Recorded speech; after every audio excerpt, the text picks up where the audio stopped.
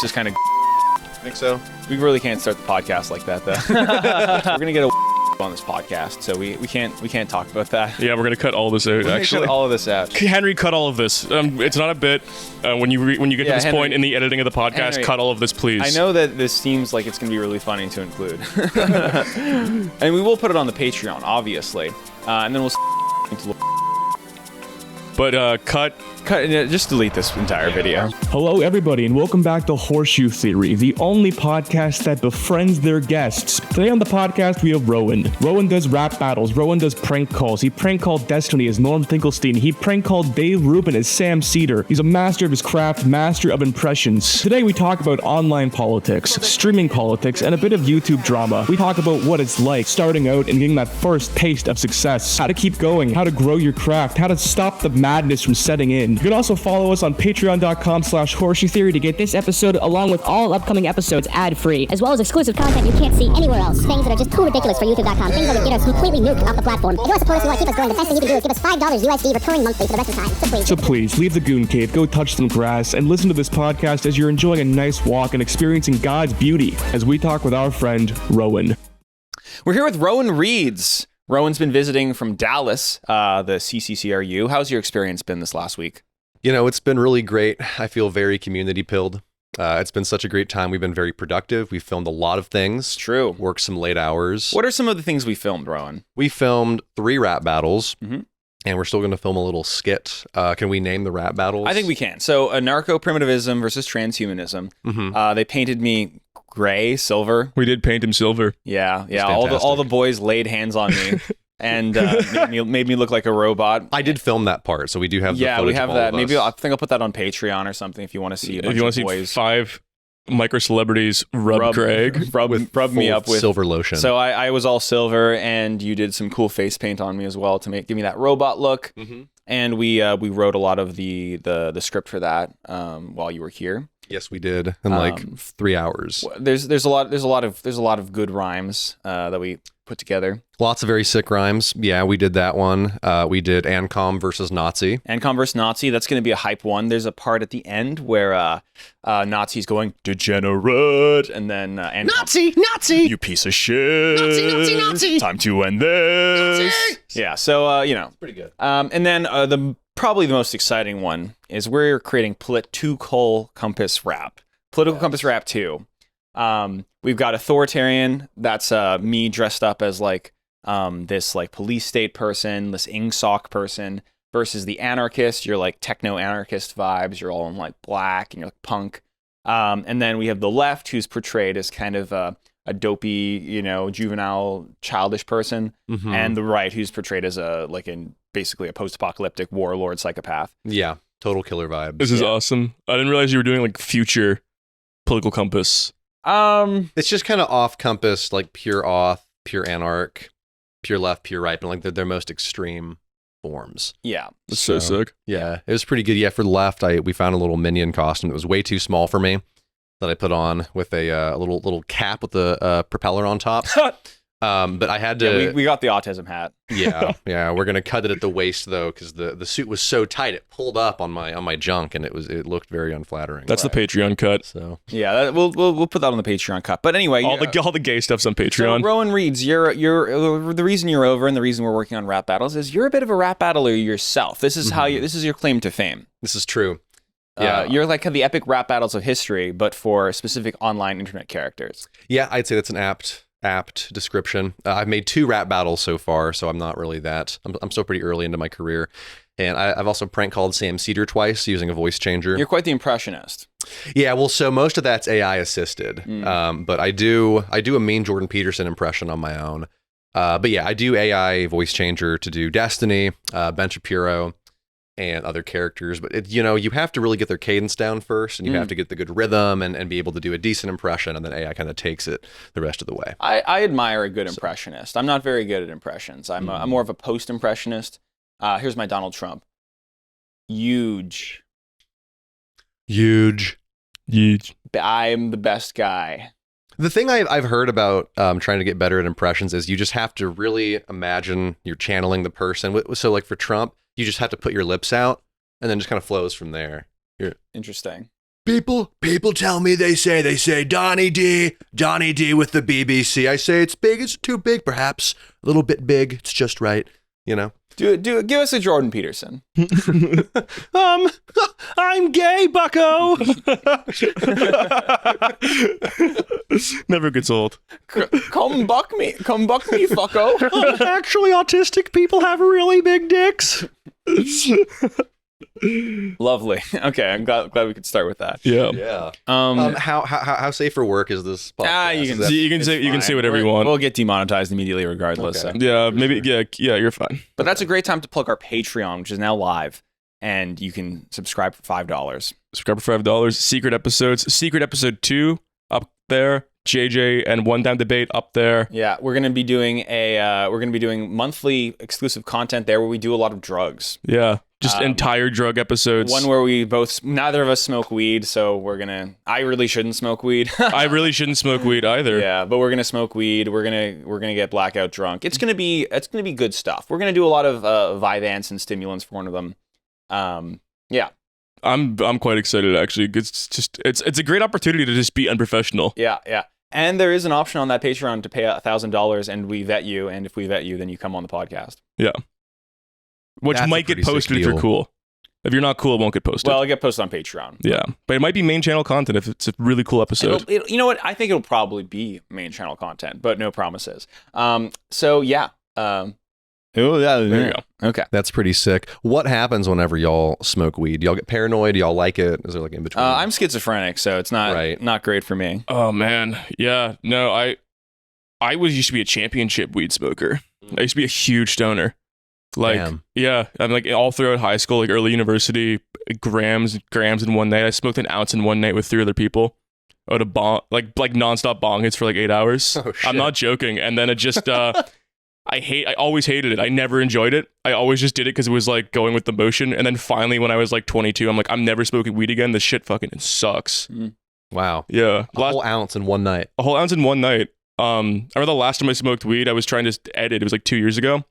I just hated myself so much. Like watching yourself back editing high. Yeah. I was like, who the fuck is this guy? Yeah. This guy needs to shut the fuck up. And I like sat on the floor of the bathtub for 4 hours. Whoa. That's what I think every time I edit a video, just sober. Yeah, when I was a teenager smoking weed, I had to have psychotic breaks, like full on. So I'd like depersonalize. And you know, when you're like telling a story, you're like, and then my mom was like, oh, you have to do the laundry. But like, I would go into the mom voice and I'd stay in the mom voice for like 13 minutes. I'd freak out all my friends because I would actually forget who I was and I'd be like, okay, I'm the mom now. I'm on my own mom. Yeah, I remember Max, who's on the Claudia podcast, the Eco-Fascist podcast. He genuinely got a little traumatized once because he was like begging me to go back to being normal, but I was just like,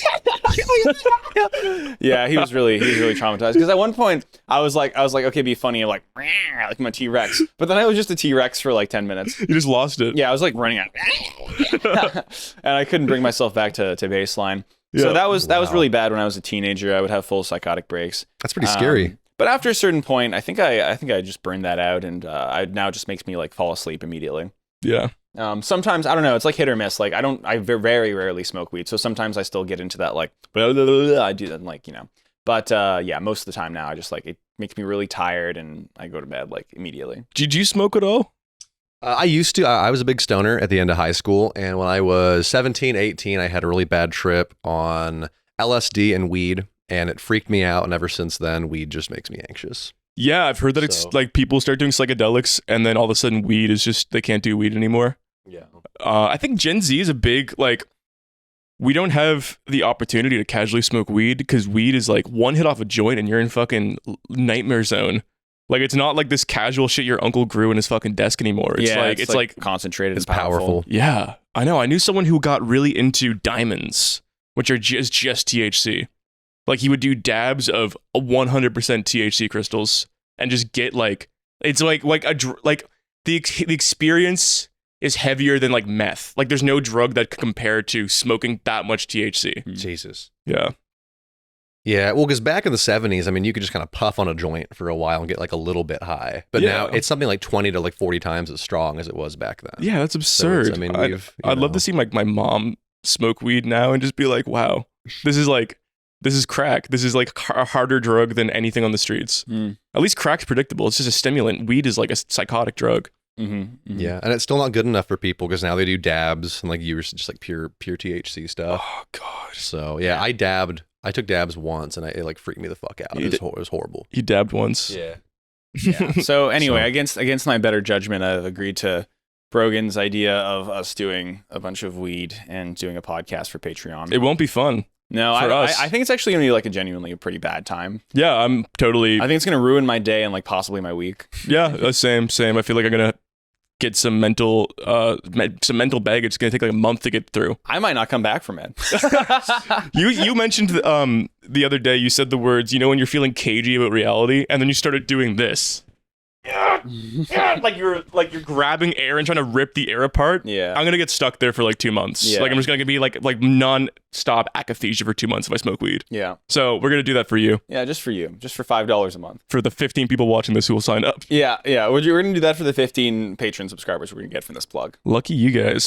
Lucky 15. Is there anything that you guys hold back as content creators? Like in your personal life, if you're streaming and being really personal, is there a point where you don't want to show people certain things? Or like, do you feel comfortable doing that kind of thing on stream, having a panic attack and still showing people if that happens? I mean, I filmed my manic episode.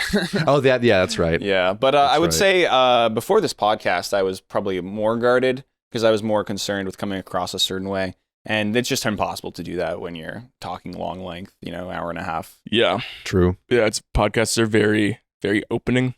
Streaming is too.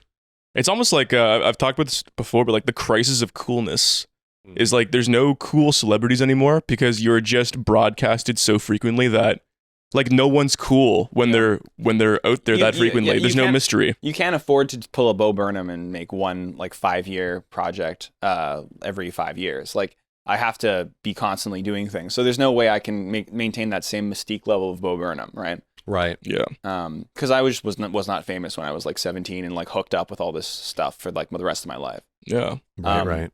I mean, people talk about like the death of the like the rock star. They'll say like, oh, like they're like rock stars. Like this is the last true rock star. Like say stuff like that. But that's not because of music. That's because of the fact that like, Mick Jagger was mysterious. David Bowie was mysterious. He's doing like one TV interview every 2 months and putting a character on for 15 minutes straight. Right. Right. Now it's like every single musician is just like probably making content every day. Like no one's hidden enough to be cool anymore. That's the death of the rock star. Yeah, because every single cool person goes home and they all shit at the end of the day. And if that's being live streamed, like a 24/7 lifestyle thing or whatever, yeah, it's not, you need to have a level of distance and mystery to like create the illusion of a cool persona, like Steve McQueen. Yeah. Yeah. CJ's got this figured out. Does he? Keeping themselves very, very distant from the masses. Yeah. Do y'all think that's a better way to be an artist, is to keep that mystique, or is it better to be personal? Well, I have, CJ's my rival, so we have differences in philosophical approaches to this kind of stuff. I'm very accessible, right? Like if someone reaches out to me and I like their podcast or I like their vibe, I'll interact with them. I'll do stuff with them, like no problem. And this is an openness that like, leads you to coming to my studio, right? True. Right, like, Yeah. This is not something that they would do, right? Yeah. But I've had so many great experiences from being open. We've had so many cool people buy our studio because of openness, right? Yeah. Yeah, absolutely. It's definitely a better, if you could really sort of micromanage your own future, I think mystery is a better long-term plan, but short-term, like you have to be accessible. Yeah, it would be nice if like we if I got enough financial stability from like say my second channel doing calls to just work on like long form artistic projects that don't really have me in it at all. That gives people the enough like distance from me so they could like start speculating and I could start being that mysterious character again. But for where I am right now, I just don't. I've done it. I was the mysterious character and now I'm just a guy. Yeah. Basically. Yeah. Yeah. And Which just is being a cool. guy is interesting enough, I think. Yeah, and it's also cool, I think, to share your authentic self on the internet because then your fans can see that. And if they're terminally online people, they're like, oh, this is a very genuine person that might inspire them to also want to like, go out in the world more and show themselves to people. Yeah, there's something inspiring about being someone that can like you can model yourself after that person because you know enough about them. And the other thing is like I am a mystery to myself still. So, me being like, I have had the most content about me and I still don't know what's going on up here. So I'm not too worried. I think it's probably just being alive and working through it is interesting enough, at least for where I am right now. Yeah. Sure.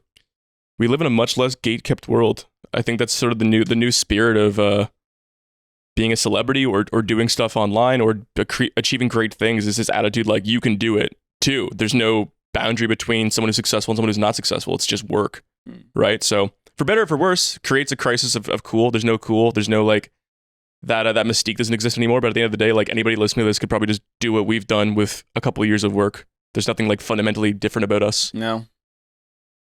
True. Because I've been watching you and Destiny for probably since 2019, late 2018, I would say. And now it's like I went from in January, I didn't have any like level of online fame or whatever. And now I'm here with y'all, which is super cool. We're going to Miami in 3-4 weeks. Gonna hang out with Destiny at the end of the month. Hang out with Destiny in like 4 weeks from now. So yeah, it's cool. We're all going to Miami. We are all going to Miami. That's right. I'm bringing Rogan with me. So I'm his handler. Yeah, I need a handler. I need to bring my handler with me. If I'm not there, you're just gonna be acting like a T-Rex all over the streets of Miami. It's true. I need someone to rein me in. The whole podcast, you're gonna go T-Rex mode. I'm T-Rex, Greg. Not unless I'm smoking weed there. The Sam Hyde Anthony Fantano podcast. You ever seen that? Yeah. Yeah. Just do that. Just be completely fucking ungovernable the whole time. Yeah. Did they do a podcast together? Anthony Fantano and Sam Hyde did a podcast together in 2019, and Sam Hyde is like Anthony's like, please, for the love of God, be genuine. Like he's like begging him at the end. He's like, please. And he's like, Anthony, I don't know, Anthony. And he just won't let the fucking character go. Yeah. The only difference between a full-on schizophrenic and someone like me or Sam Hyde is just cognitive control. That's really the only difference. Is a legendary, again, long-term, legendary piece of media. Short-term, unlistenable garbage. So Sure. there you go. There's an example of it in real life. Yeah. The mystery. But I actually changed up when my Destiny appearance would be just to hang around you some more because we had such a great time together. Well, I'm honored. Yeah. I have also had a very great time up here with y'all. This has been fantastic. You're both very genuine people. I feel very inspired. I think the thing that y'all are building here is very cool. And there's nothing else like this that I've ever been to. So it's pretty sick. That's exciting. We're kind of the best. Sick. I mean, there's not much more to say. No, it's sick. And we don't have to flaunt being the best. We just have to exist and people see how we live. And then that in and of itself is like, oh wow, this can be my life, you know? Yeah. They come to the post Sigma Clout House and then they're like, oh my God, we have to model our lives after this. Yeah. Post Sigma Cloud House. That's us. Clout House. Yeah. You were thinking of creating even possibly you've had two desires. One is like maybe you become a part of us, and the other is like maybe you do something in Dallas. Yeah, maybe build a little thing down in DFW With PF Young. With PF Young, yeah. Is he in Dallas? Mm-hmm. Oh, yeah. So we're like an hour apart from each other. Okay. So I'm going to talk to him about possibly trying to do like a thing down there. I don't know any other creators in the DFW area though, so we'll have to network and try to. Once you start looking for it, you'll find it. True. Cyanide and Happiness. They're Dallas? He's based out of Dallas. Oh, cool. Shit. Yeah. Did we meet? We met we met him at Bufferfest. Oh yeah! Wow, we've had so many adventures, you and me. Yeah. Yeah. That guy was super. I really like that guy. Very genuine. Yeah, good guy. That's a huge comic. That's like world famous. Yeah, he That's was massive. started in 1995 on the internet. Jesus Christ. He's 15 years old. Really? Yeah. Oh, I didn't know that. It's very internally satisfying for me when someone comes, sees how we live, and gets inspired by it. That's all I want. It's like spreading this community vibe across the world, making more and more of these places real. So that, because this is something that I always wanted, and I was like, this doesn't exist. Why doesn't this exist? This should exist. And just being it, just existing, just doing it, that's enough to inspire people to do it themselves. And basically everyone that's come by has said similar things. Like, this has inspired me to either find a community of my own or join your community or whatever, you know? Well, and see, that's the cool thing that comes from being authentic, right? Because if you try to like maintain the mystique, then you wouldn't be having people out and doing this. Yeah. So by being a real person, you get people to be, oh, wow, this is a human being. And then they want to do the same thing. Yeah, it separates you from other people. It does. So I guess I'm the best. I mean, it's so true. I mean, you talk about like the golden era of YouTube, or all the best YouTube eras, right? It's always community. Like if you look at the Filthy Frank, iDubbbz, anything reviews, Max Mofo era, it's like that's a community. that comes from like 5 or 6 people getting together and doing shit together. It's not like it does. You know, that's what it's all about. All the best moments in history are scenes. They're not one person. No. One person doesn't create anything. Yes. It's scenes. Yes. This is something that was written about in one of the articles written about our community. Scenius. This idea that the genius of a group of people is just going to outweigh the genius of one person alone in their room. And it's like these people working together can create culture, and that is how culture is created. Yeah. So yeah, I mean, we're at the forefront of culture. We're at the intersection of art and technology. Yeah. Yada yada. We own Toronto. Yeah, and again, enough self, Glazing. Well, that'll be a Patreon episode. We'll just do a Patreon called like glazing ourselves, Glazing and we ourselves. just glaze ourselves. Just talk about every success we've had. Yeah, it's like I did this. Well, I did this, I did and that. we're like pouring syrup on us the entire time. So I would say that the 2 videos that you should check out from Rowan's are Ben Shapiro versus Destiny and Jordan Peterson versus Destiny. Yeah, those are my best. For Those sure. will give you a good introduction to his content. I think from an artistic level, my favorite video that I've done is when I prank called Sam Cedar as Dave Rubin. That is Right. one of my least viewed videos on my channel, but that's probably my favorite. That's surprising. That's so funny. Yeah. Well, so I held my own for 10 minutes with Sam Cedar on the phone with a voice changer that had, I think, like a 6-second time delay on it. So I had to time my shit, like make it all perfect. But I had a little outline that I was trying to follow, and it was cool. Yeah. It was fun. Let's see. Was that a voice changer AI thing? It was, and I had to do my Dave Rubin impression first, so that would take it the rest. Right. So like you not only because like this is why your impressions are so good. Like you're a good impressionist, but then with AI you are like indistinguishable. Sure. Yeah. As Because it's not enough to just do the AI. Yeah, because if you do the AI and you talk at a different speed or in the wrong accent or something, it doesn't come across. So it literally just takes the audio file of your voice and changes the timbre to them. So, you know, like for Dave Rubin, I kind of have to do this thing where I'm sort of talking in this voice and the woke left and all this crap and this communism, this nonsense, you know, and then you do that. And then Oh, you've got a great Fuentes. Can we see the Fuentes? I haven't heard. I've not heard this yet. what should I say is Nick Fuentes? I'll be like, I'm like, so anyways, guys, you know, the thing is that we're not going to get the black vote anyway. So it just doesn't matter, you know? Yeah, it's really good. Yeah. It's really good. You nailed it. Thank you. There's something so important about, especially if you want to have power on the internet in a true, like, just, you know, for any means, you have to be impressionable. Like, you have to stick out. I think about all the people, like, I read something about, it was about talking about the silhouette, right? And it was an older book, and it was talking about, who made Twilight Zone? Who's the famous horror director? I forget his name. No. Oh man. Anyway, it's like his silhouette is so recognizable. Like he just wore the same thing every day, and like the way he looks, that you can like literally draw a black silhouette, and you're like, oh, that's that guy. Trump is a great one as well. It's just so obvious, and then the voice too. Like, you know, some like anybody can do a Jordan Peterson. Yeah. Like whether it's bad, it's like still. I don't think about that, bucko. Like it's just so easy. Trump's good too, right? It's like these people are so instantly recognizable versus like how many pundits just kind of fall by the wayside because it's like, I don't know, do a fucking Charlie Kirk impression. Yeah. And it's just like a normal voice. You can't even. Yeah. Well, but so you would say someone like Destiny is actually kind of hard to do an impression of, right? Because he doesn't have too many ticks. Yeah, he doesn't. I mean, he just talks really fast and goes like, holy shit, sometimes, but there's nothing super like identifiable or like Trumpian, you know, about Destiny's voice. So he's a harder one to do. Gokunaru is very impressionable. Yeah. Yeah. Yeah, Gokunaru is very impressionable. He's like a live anime character. Yeah. Oh, yeah. I love. Actually, it's so dopaminergic talking to him because you'll say stuff and he's like, like he'll just like put his head in his hands and like, what? Yeah. Max is like that too, actually. Yeah. Where he's like, wow, I just said something so exciting because this person's reacting so intensely. Yeah. Yeah. No, it is. Destiny's good though too because he has his voice isn't as impressionable, but him as a character of this kind of like egregore of what the right hates. Right? He's a very like indoor, isolated, unhealthy looking, pale man who's like yelling about internet politics 12 hours a day, 5 days a week. The blue hair thing was genius. I like the fact that was so intentional. And people still were like, this fucking blue-haired liberal, as if he did it sincerely. Right. It's like, that's like the fact that he got that many people triggered by just dyeing his hair blue. It was like amazing. As soon as he did that, I was like, fuck, that's like so smart. And yet he still fucks. Yeah. He fucks quite a lot. So that just goes to show you that with with pure charisma, I think that you can still manage, even if you're absolutely 5'8". Well, Because I said that he was 5'7" in my rap to rhyme with heaven, and then he was like, "Hey, I'm 5'8". I was like, "Fuck!" My first interaction, I fucked it up. But yeah, 5'8". So it is great. that's pretty good.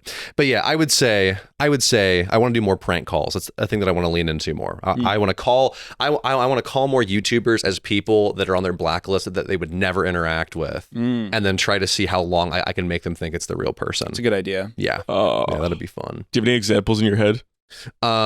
More stuff calling Sam Cedar as people. I want to call Destiny maybe as like, I don't know, Vosh or Hassan would be kind of easy to do, Yeah. I think. Because Vosh just has this way of speaking that's more, it's just like he's also a very impressionable person to do, I feel like, as is Hassan. Because to him, you just talk like a frat bro. Be like, bro, what the fuck is this news? Oh my God, chat, you're so retarded. Like, so. Your next video, Mm-hmm.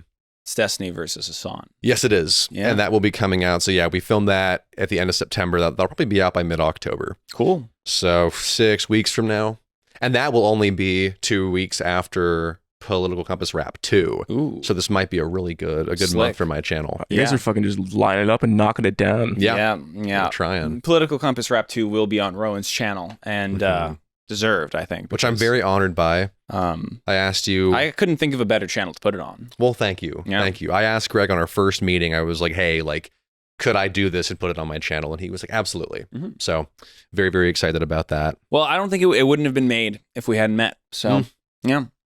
It was a faithful comment on your rap battle video. that I- Yeah, I think you commented and just said like based or something. Yeah. And I was like, hey, let's email. And I almost didn't respond because I was like, there's no way that JREG is going to see my comment. But I was like, yeah, I'll just try it. And then you did. I'm always So- on the lookout for talent. I like collaborating with people. One thing that became clear to me actually when I was working with you this last week was it's actually kind of fun to put effort into costumes. And I don't have the dopamine for it normally, but when I'm working with someone else who has the dopamine for costumes, I like it more. Right. And B is I would do another like high production web series if I had a team behind me. And that's the main thing is like I couldn't do Centricide again by myself. But if I was working with people, if I casted different people to play the different characters, if I got a producer for the music, if I got a costume designer, then I would be like ecstatic to make a web series, That would be very fun. Yeah, and I've been meaning to make another web series for a while. So Let's do it. let's do it up. we'll see how our collabs do. But Yeah, for See sure. if the hogs are hungry. let's see if the hogs are hungry. But if the hogs will it, then I have the slop. So. Yeah, watch the rap get like 20K views. 20,000 views, yeah. And then we just kill ourselves. Well, but if that does happen, we've got a backup plan. Yeah, the cum rap. Yeah, with the cum It's rap. going to happen. What is the cum rap? It's going to be shit versus piss versus cum versus fart. I'm so glad you find this funny because So I been have to laughing about say this the last also, week. I have not had a case of the giggles since I was probably like in high school. And this week with Greg, I have giggled more than I have in probably 10 Shit years versus over the idea of the cum rap. Yeah, like- we were trying to record the rap battle and we just couldn't stop laughing because we were like, oh, I'm the cummer. I'm the comer. Oh, it's time to come. The And then entire it's just verse. that for 2 minutes. The entire verse is just him moaning to like a rhythm. With the shit just fart noise. Just diarrhea. That's enough from the comer. I'm the shitter. See, this is the kind of gonna top happen. level humor you can only get on an all male podcast. Yeah, girls ruin this kind of Yeah. thing. You can't have a female into the space. And with community, because you do that by yourself and you'd be like, this is fucking stupid. You'd be a loser. You did- To make that by You get yourself. the validation of your friends laughing along with your poop jokes. Yeah, we have to buy costumes, like a giant sperm Yeah. costume for the cummer. A shit costume. Yeah, like because the pisser's like, good, this I'm works. the pisser. Tee. There's like a stream of water Yeah. shooting up. And then the centrist comes and he's like, guys, centrist here, and he gets covered in all of their fluids. Like, All the shit and piss and come on him at the same time. yeah. So He starts crying. if our high production value stuff of like lyrics of topics that are relevant don't do well, we're gonna film a skit where I've got like a gun to my head and you're like smoking a crack pipe and you put it down. You're like, Greg, let's do it. Let's make the cum rap. Greg, it's time to ruin our careers. My channel's failing. Yeah, Rowan, I'm not feeling too good either. I think we need to get the shitter versus the cummer versus the pisser out ASAP. And it starts, Hi, I'm the shitter. I'm the shit. Okay, anyway. It never gets old. Poop jokes are just fundamental to it's like horseshoe theory. You start off, you're a kid, poop jokes. And then you become too sophisticated, but it all comes back to poop jokes. Yeah. There's the second version that is like, I'm gay versus I'm going to kill myself. Just those jokes. You said you went full-time YouTube very recently. Yeah, so I quit my job in June, and so I'm gonna try to just do YouTube full time for 5 or 6 months, see how it does, and then see if I want to keep doing this or feel like a normal person and get a job and do YouTube like early next year. Are you taking a big financial hit to do that? Like your quality of life is gonna definitely drop. No, I mean my quality of life is okay. I've saved up enough money to be all right for a while. Rowan mines crypto. I do mine crypto as well, so that has helped me. Yeah. But yeah, I'm just gonna try it and see because I need a structure imposed on me, I think. And so if I can't do that for myself, and in like 6 months I like wake up at 2 every day and I'm just like bed rotting, I'm gonna go back to work. Yeah, it's hard. It's hard having being your own boss, making your own schedule, being the person whipping yourself. Yep. Extracting your own surplus labor value. Yeah. Again, another community dub is it's so much easier when you're around people. Yeah. It's so much fucking easier when it's like I'm wake up late and I'm like, fuck, I'm not at the studio. Everyone's gonna think I'm a fucking loser. Yeah. What am I gonna miss? You gotta get up and do it. The podcast as well, like you rely on me. Yeah. We rely on Henry. We all rely on each other. It's interconnected network. Yeah.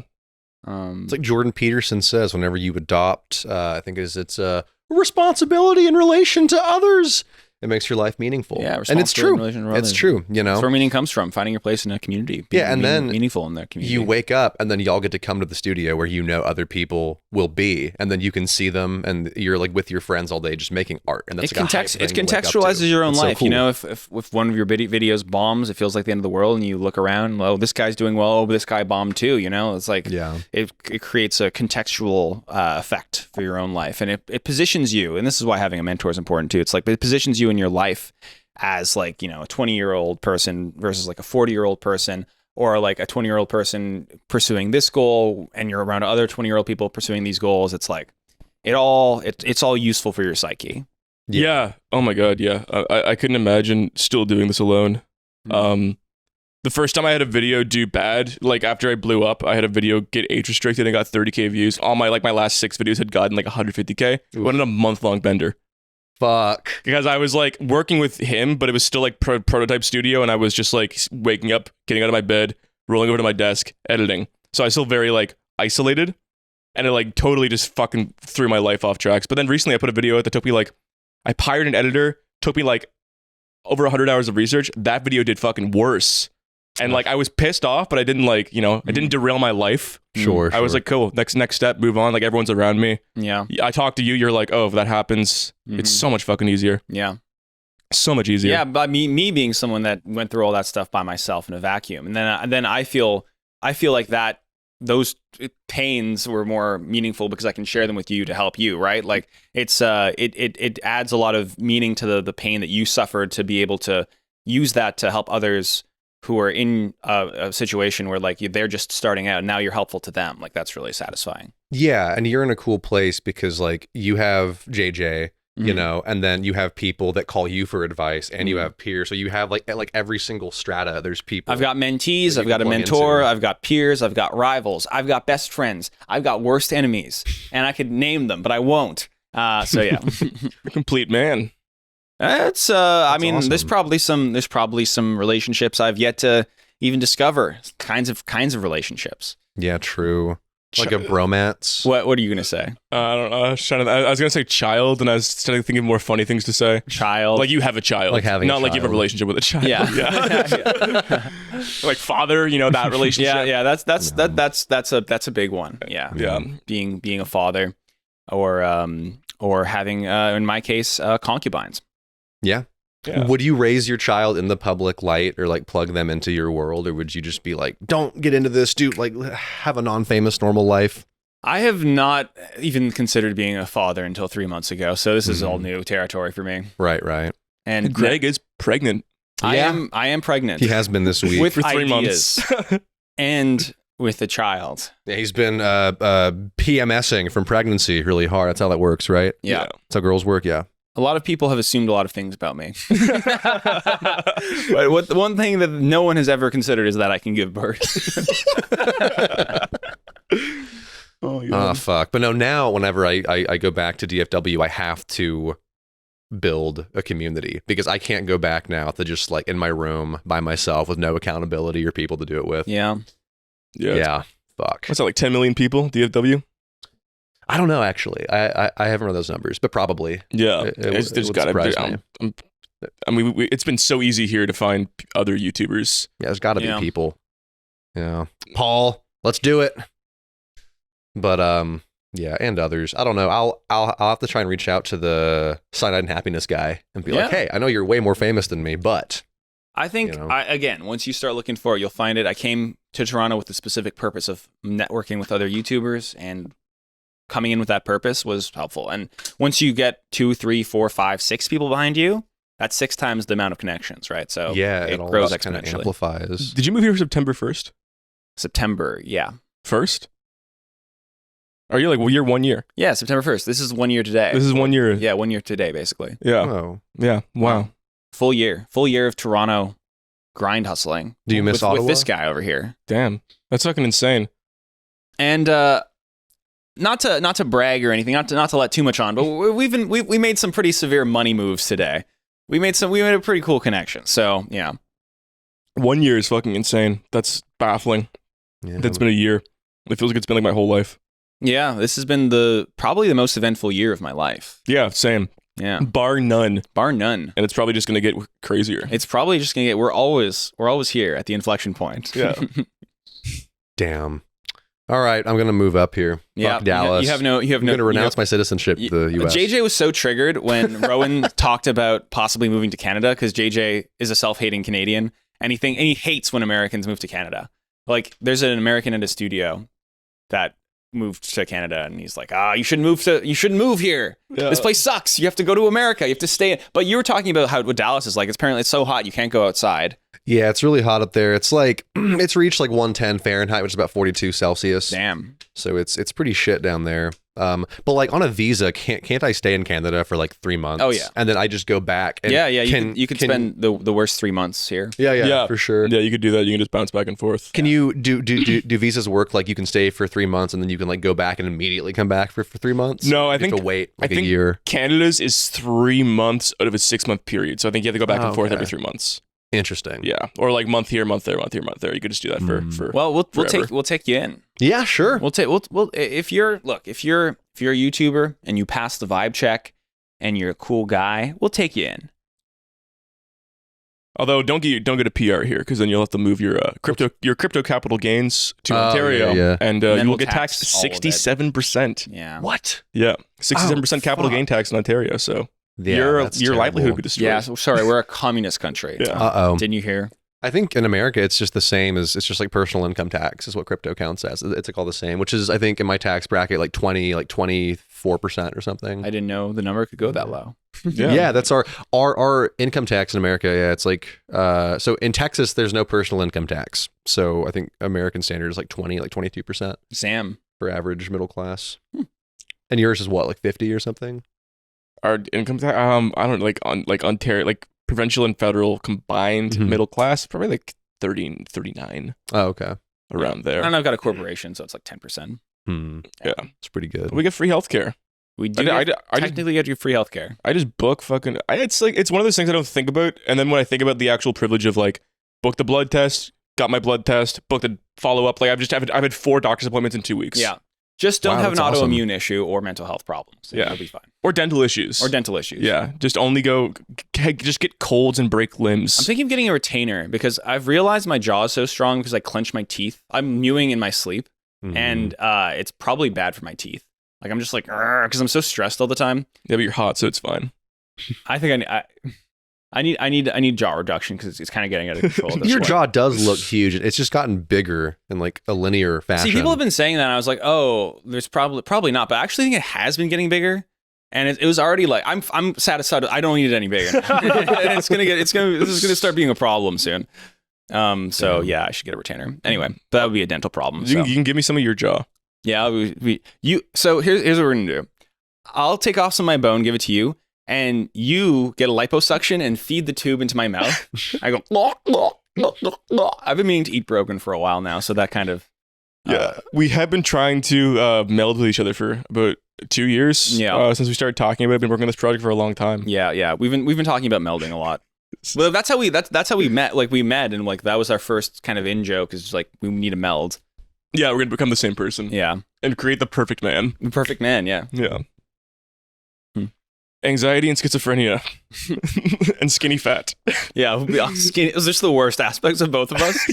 Yeah. So I'll be like super aggressive, and I'll be like completely unfocused.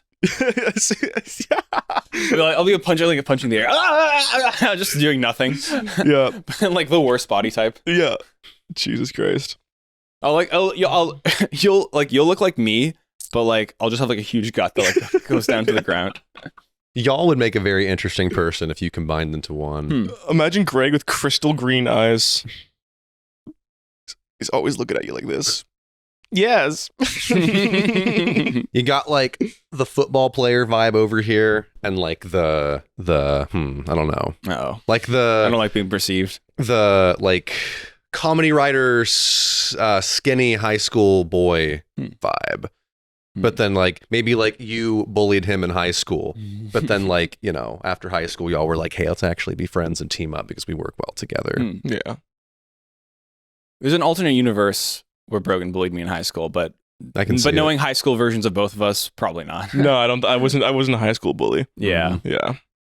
I sat under the stairs. Being sad. Yeah.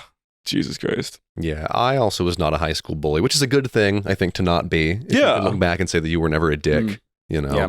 I showed Rowan your looks maxing transformation. Oh yeah. Yeah, that's amazing. I mean, yeah, like very good job. That's incredible. Yeah. I kind of like I wish I could see the world where I turn into Stavos from Cumtown because that was my future with the hair loss and the obesity. I would have just ended up there. Yeah, but I mean, he fucks. You know what I mean? Yeah. Like even like as he looks like that, he's so confident and he gets like so many girls. So that just goes to show you that like even if you are a balding, short, obese man, if you're funny and you're confident, it like doesn't matter. It really doesn't. Yeah. Black pillars, black pilled on the black pill yet again. Yeah, The meta black pill. That's the real black pill. yeah, it's a mindset. The metal It's a black pill mindset. is be a good person, is personality maxing. I heard a model use that term one time. Really? Yeah, a male model was like, I'm personality maxing, but he like meant it very genuinely. That's cool. That should be the next trend in black pills, to personality max. Yeah, this is something It could never happen. It's too that's too abstract to write about on the internet. Henry talked to me a lot about this. The models that were picking up the black pilling terms because like all of their fans were like black pill people. Were like, you mog, bro, you mog, and they're like, what is mog? And then they start using the word like mog and like I'm looks maxing or whatever, yada yada. And they're just like normal models, so it's like so mainstream.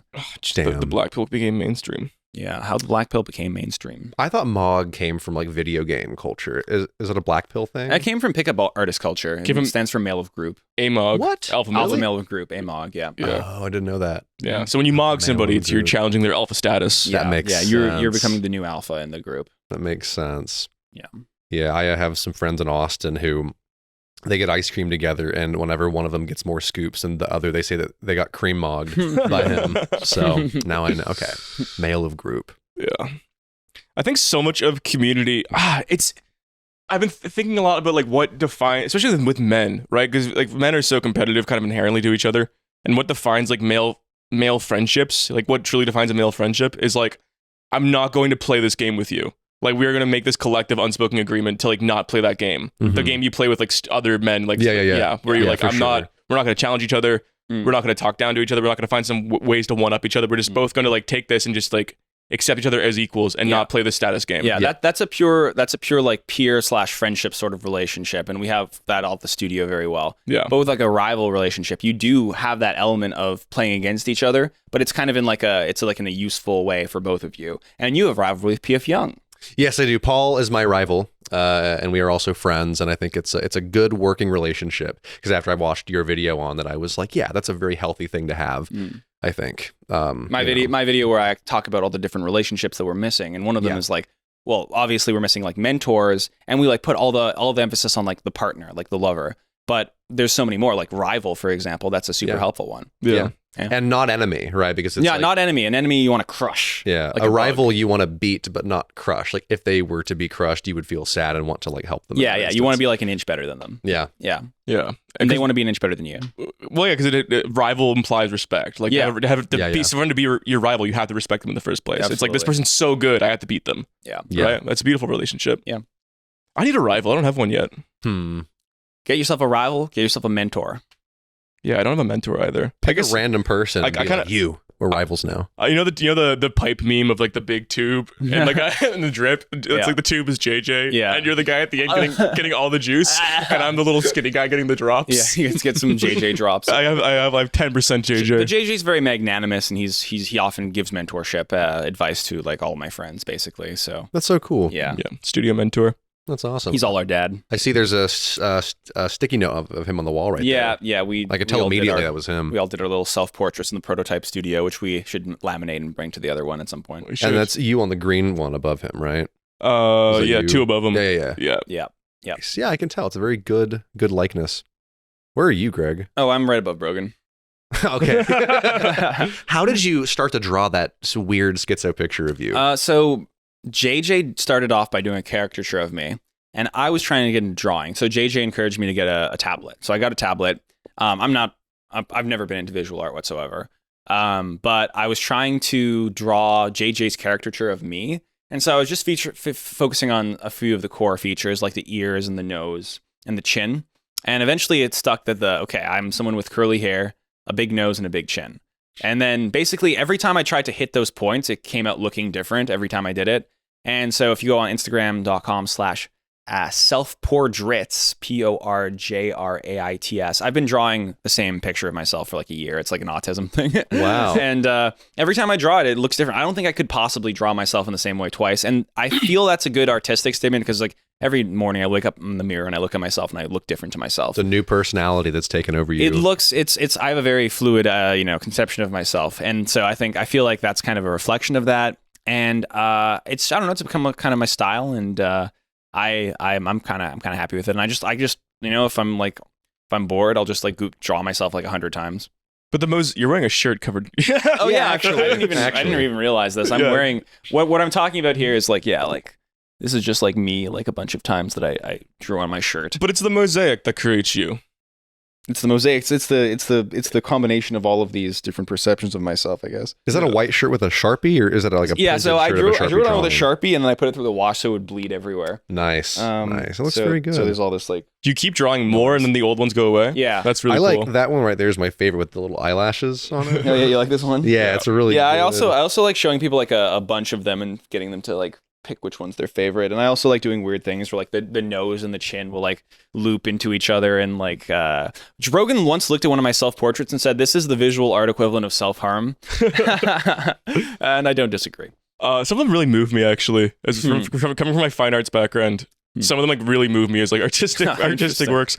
I drew one of him and his chin was a dick coming, and the pool of, and he was also the pool of cum. The pool of cum had like a nose and chin and the curly hair sticking out of it. That's beautiful. Yeah, I can see that. Yeah, there's like a deep meaning to that. It's fun to have a little like logo or insignia that like you can only like you draw and it represents yourself. Yeah, because it's like you're you, but also every time that you come, you lose like a little part of yourself. Part of your chi, it leaves you. Yeah, you're also in that puddle of cum. Yeah, but no, it's I mean, obviously Rogan's a very, very talented artist, so it's nice to hear a compliment from him. And visual arts was something that always scared me because I was never good at it. But I was also thinking, well, I'm someone who wants to accumulate as many different mediums as possible so I can combine them in unique ways. And part of what I'm doing with building community is also finding people who are really good at certain things so I can combine them in unique ways, right? Like you plus me, we're going to create something that only you and me can create together. Right. And that's so much more exciting than doing something that only I can create by myself, right? Yeah. So that's part of the artistic journey of building a community for me. Yeah. Yeah. Like a John, and then you got to find your Paul. And every two people make a different type of art together that like, is better than Yeah, that's just why the sum of the I always parts. encourage my clients $500 a month USD on my second channel. There's a link to collaborate with other people, because you learn a lot about yourself, you learn how to work with people, and you create art that only the two of you can make together, and that's kind of important. Very true. It's going to be more unique that way than just something you create by yourself. Okay, let's take things back to your work. Okay, sure. So Epic Rap Battles of History, you watched that, right? Yeah. And whole childhood. would you say your rap battle style takes inspiration from that? Definitely. Yeah. Definitely. They were the OGs, and now I'm just, because I thought of like, I want to make that, but in the internet circle that I grew up in, that I enjoy, which is just like niche, autistic, internet political people. So yeah, that's I feel like inspiration. we're similar in the ways of like, I will also do that rap battle stuff, but in like the most abstract, like I'll do ideologies and you'll do specific people. Yeah. So I feel like we've been a good creative team this last week. For sure. Yeah. For sure. Yeah, they're a lot of fun. The thing that is scary though is like getting kind of pigeonholed into something, because like once you blow up with a certain type of video, then you think to yourself, oh, am I stuck doing this kind of thing forever, or can I branch out and do a different type of art? I feel like I'm not at that level yet where I'm locked in. Yeah. But I fear that like, if like, is that a thing? Like now there is a pressure, there's like an expectation that I feel when I make content that is like, how far can I deviate from this and still be successful? It's that tension between like being a brand, like a definable brand, which is marketable, and also like getting pigeonholed into just doing one thing over and over again and you hating it. Yeah. But I think Yeah, you've for got sure. a pretty diverse variety of things you do with the impressions plus the rap battle stuff. Like, I think so. I think you'll be okay. Yeah. But I always tell my clients $500 a month that when they're not known, it's like the freest they'll ever be. You can do anything, and there's no expectation placed on you. And when you're more at our size, then you're just like, okay, I'm making this kind of content. I have to keep making this kind of content because this is what people expect from me. I'm this guy, and I have to be doing this thing, and that can be a trap too. Can you grab that little? Okay, wait. Sorry, the book on the shelf there. Yeah. The third shelf up, far left, over 4. 1, 2, Still have that one. 4. Okay. Does that say Zen Mind, Beginner's Mind? Yep. Yeah. Great. That's what this book is all about. It's just like how valuable starting out is, because it's like you will never be that open again starting anything. And this is in context of Buddhism, where it's like you don't have like all this dogma of what Buddhism is and what meditation is starting out. It's just like you are literally looking at it in like the simplest possible terms because it's all you can understand. It's the same thing with with art, with making stuff, with starting a YouTube channel. You're so free, and you'll never be that free again to do that. And I don't know, maybe kind of like working with other people is like that as well, because you create a new person. You know, dialogue is like its own entity. It's like the sum total of both of you is a new creation, and then that thing is also free. Yeah. That free is like you two have never worked together before. Now you have, and you can do anything. Yeah. That's so open. There's no expectation. Yeah, and because in our raps, I mean, we both worked on it so much that there's almost no lines that are just my lines or just your lines. Yeah. So You that's a would really cool write some thing. stuff. I'd rewrite it to have more interior rhymes, and a lot of the stuff was like stuff that I would write that you would rework. So like, it's like it is really a pure collaboration. Yeah, that's so cool. Yeah. I remember when I was starting out, people would tell me similar things though, and I'd be like, "No, it doesn't matter. I'm not successful." So I get the frustration around that as well. But it's true. It's true. Like you should embrace the freedom you have as someone who's just starting something, I think, and then you'll make better stuff. Yeah. No, for sure. And I think whenever Destiny versus Hassan comes out, that's going to finish the trilogy, and there's going to be no more Destiny rap battles, because I think that's just, I want to end it on 3 is a good number, and I want to move on and kind of branch out to other things and not just build my fame in the context of being like a Destiny rap battle Orbiter. maker. Yeah. So like I want to branch out from that. And then maybe in like a year or 2, I can like make a 4th one or something, Yeah. but I want to. Well, wait, hold on. This is actually a big moment for us because we've never had a Destiny Orbiter on the podcast. You've had a very successful career arc as a Destiny Orbiter. Yeah, and it happened very, very quickly. Because I think I first interacted with Steven in like March, around the time that I talked to you. And so now I'm going to like see him very soon. So it's been pretty cool. It's nice being an Orbiter. I've never gone on and talked to him on stream though. Aside from when I said hi, but I've never had like a conversation about politics with him on stream, because I don't want to brand myself as a debater. And at first I did, right? It's like whenever I began my channel, my content was much more serious. It was kind of more video essay based. And I love to talk to Destiny about, you know, the landscape of politics and stuff. But now I'm like, I just want to make art, and I don't want to do the intellectual yelling, talking about policy thing anymore. I find that I'm tired of it. Yeah. And it's not as fun. And I'm a musician and an artist first. So that is kind of how I want to brand myself. That's fine. Not everyone has to be an internet blood sports debater. Yeah. And I just feel too bad if I mog people too hard. You know what I mean? So you destroy them with your intellectual cloud. Well, I mean, you were on PF Young's podcast, and you do that with PF Young. Yeah. I do mog PF Young very hard. Well, you got absolutely centrists, bad. Yeah. Very, very bad.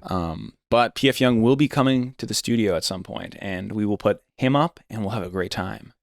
He's got a crazy reach for his size. Oh yeah, he punches way above his weight. Yeah, on my most recent video, I got like maybe like 15 or 20 comments that say like, you should watch PF Young, you should watch PF Young, go watch, like, get in contact with PF Young. Yeah. Because that video is kind of like more like a advocating for like classical liberalism video. Mm-hmm. And it's like for a channel for like, you know, 25K subs, he's way above his weight Yeah, class. he's very good at networking with people. Yeah. For sure. PF Young, for those unfamiliar, an enlightened centrist, gross but cool guy. And I remember he tagged me in one of his videos when he had like 1,000 subs. I showed JJ his channel, and then JJ started going on his channel very frequently to do debates with him. And then from there, you know, he got in contact with, like, I think Jane was on his podcast. I think CJ was on his podcast. So yeah. And now he's, like, you know, talking to Destiny. Yeah, that is pretty cool. So yeah, I think so he's the only person that I really do podcasts with still that I talk about politics with. And I hate them, but I keep coming back for more. So there's a part of you that has that dog in him still. Who wants for to sure. Yeah, there's a little part of me that's still But well, so how long? Yeah, so how long have you been a Destiny fan for? Like you might be Destiny's number one boy. Yeah, the number one cult member, if you will. Yeah, that's how PF Young brands you, right? Yeah, he does.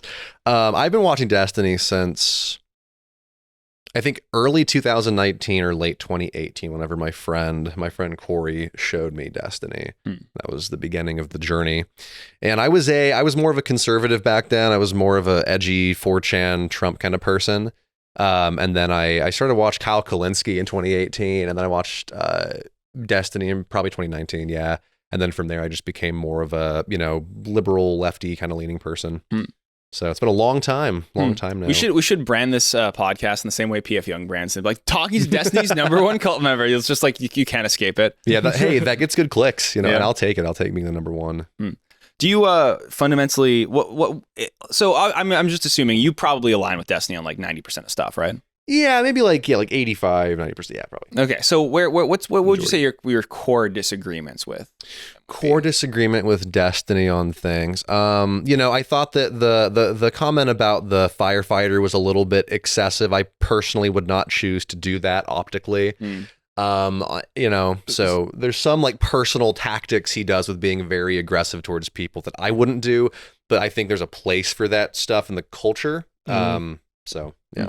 I mean, he was talking to Elon Musk a week later, so yeah, I felt the exact same way. I was enraged by that comment, and then a week later, I'm on the fucking Twitter Spaces listening to him debate Elon Musk. So was that Elon Musk, or was that the Adrian Dittman person that sounds just like Elon Musk? It was Elon Musk. Adrian Dittman is his alt. Yeah. That tripped me out, but they are different people. That was one of those classic, identical. One of those classic schizo moments as we were experiencing more and more on the internet, where you're like, this person's not real. Yeah, I had people that messaged me on Discord being like, "Is this person AI?" And I was like, "I don't think so. I think they're a real human being." So that's terrifying. We're all AI here. Yeah. I'm definitely AI. I hope that the AI problem gets worse and worse until dead internet theory becomes true quicker. I'm a dead internet theory accelerationist. I'm trying to kill it quicker. And then we can go back to our villages. We go back to our villages, and like everything on the screen is like, oh, you can't believe that. Techno-primitivism. It's my new thing. Yeah, we'll use all of the technology except like some parts which have just been proven bad for us, basically. Y'all should And no one will have a podcast ever again. y'all should get Henry to send me this footage, and I'll deepfake myself as Destiny for the whole podcast before it goes Will out. you actually do that? Yeah, I would. That would be freaking. That would be awesome. Yeah. Okay, we will do that. Yeah, or That'd be insane. deepfake yourself as yourself, so it's just off the whole Yeah, time. a little bit glitchy. Wait, how long? Like, Wouldn't because you were telling me about your deep faking process? Wouldn't that take like 20 days or something? I don't know. I've never tried it on super long footage, only like 10 to 15 minutes at a time. So we could try it. Can you deep fake Brogan as Vosh? I can do anything y'all want. Yeah.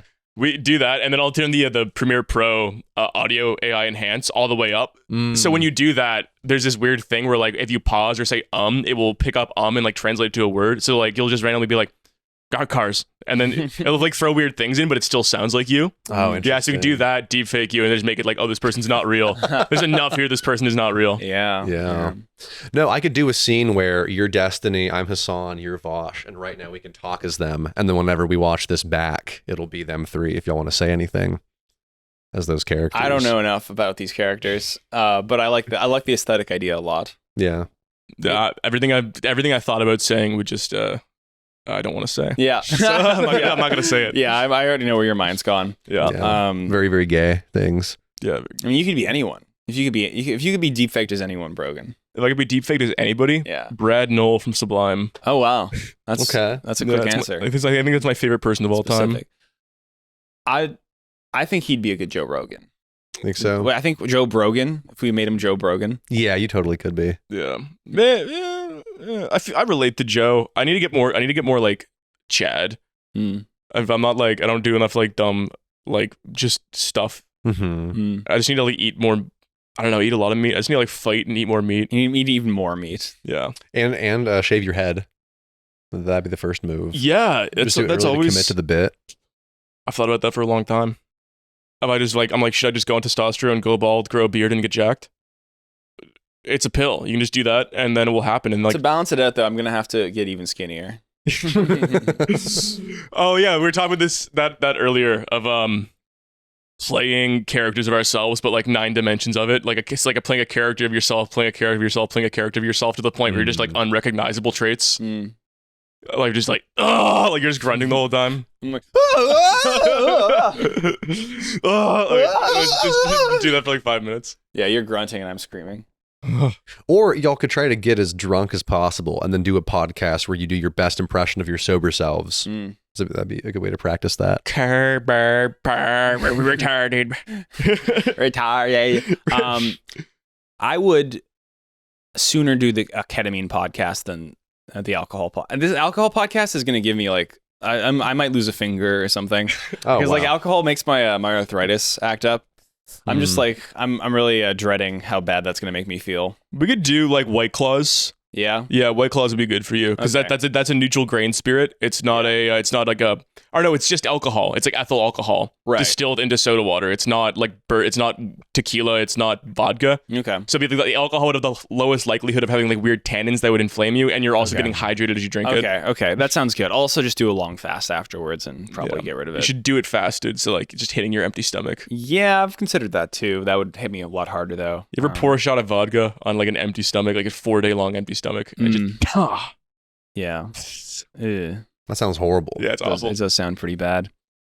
Okay. So we're gonna go see Destiny, Yes, we are. and it's gonna be a great time. We're gonna be in Miami, I'll be there from the 26th through the 2nd. When are you going to be there? 25th to the 30th. Okay. So we'll have some time together. Yeah, we have like a 4-day overlap. And I've got access to a venue, which I might do a live show at. That's yeah. exciting. A big apartment that I've been allowed to invite randoms into. Hell for yeah. money. So It's very exciting. Would you like to announce the address so any stalkers can come see you there? no, it's gonna. If I sell tickets for it, it's gonna be like you're gonna line up like at this random place, and then I'm gonna lead you in. Yeah, it's probably gonna be the plan. That's smart. Who else is in Miami? Fresh and Fit? Yeah, Fresh a and lot of Fit. people are in Miami. I think I know some Fresh and Fit girls. You should go on Fresh and Fit. Yeah, Haas got on Fresh and Fit. Dude. If Haas can get on Fresh and Fit, you can get on Fresh and That's Fit. true. That would be so I would fucking like funny. to go on Fresh and Fit, and then be like like I've got a bunch of women and it doesn't fill the hole in me, and I just wish I had one girl, but I don't. I have multiple and I can't find the one. But it's like, it's like there's a lot of trauma there, but I'm also like a red pill guy. Yeah. What's your anti-red pill, like absorbing all of the talking points to the point where you just disprove what they're talking about? Yeah, just really, really, really play it up. And I'm empty, Myron. There's nothing in here, Myron. Yeah. I followed it all to a amazing. T and I hate myself. I followed it all to all the T. I've had more success than you can imagine, and there's nothing there. I don't know. I'll work on it. Yeah. But if we're all gonna be in Miami. If anyone is watching in Miami or knows some Miami link ups, hit us up. Yeah, hit us up. I would be there for 5 days. 5 days. Yeah. I'm just gonna wander. I'm not even going on Destiny. I'm just making sure Greg doesn't act like a T-Rex the whole time. And I'll probably go on a couple 8-hour walks. Yeah. A couple wanders. Yeah. I'll probably get shot. Yeah, for sure. I'm staying on Miami Beach, pretty close to where Destiny lives, and it was only like $60 a night for 5 nights, which would make it $300. But then with all the fees, it was like $600 in the end to stay there. The Miami taxes. Yeah, it was because it's like a cleaning fee, the Airbnb service fee, tax, all that. So my flight was only like $70 though, so the flight was dirt cheap. Lodging, yeah. So pretty good. Are you excited? I don't feel excitement. I only feel fear.